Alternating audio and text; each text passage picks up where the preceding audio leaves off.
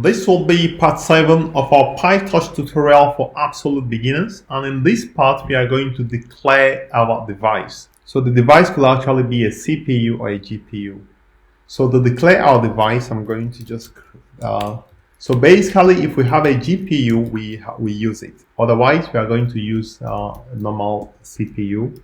So we are going to be using CUDA. So CUDA is a term for GPU. CUDA is our computing platform provided by NVIDIA, right? So it's a GPU as well. So CUDA, and so device is going to be CUDA if it's available. So if torch.cuda.is available, and it's going to be MPS. It's going to be MPS if it's available. Torch.backends.mps.is available.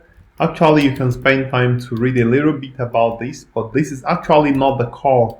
We are going to be building the model in the next part. And actually, that's where I'm going to spend some of the time to explain to you how the model is being developed. So else we don't have any of this, we are going to use CPU. So any of them that we are going to be using, I'm going to be just printing it out. So I'm going to say F using device. I'm going to print, let's see what I have. I don't know which one, but let's see. So you can see I don't have GPU, I'm using Mac. But if you are using Windows or Linux, you might actually have either of these.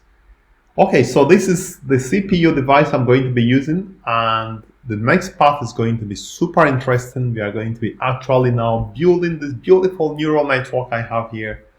And pay attention to the next part. We are going to be developing the neural network. I would like to stop here. I'd like to thank you for viewing. Please remember to subscribe to my channel and also like this video. Leave me a comment if this has been informative for you.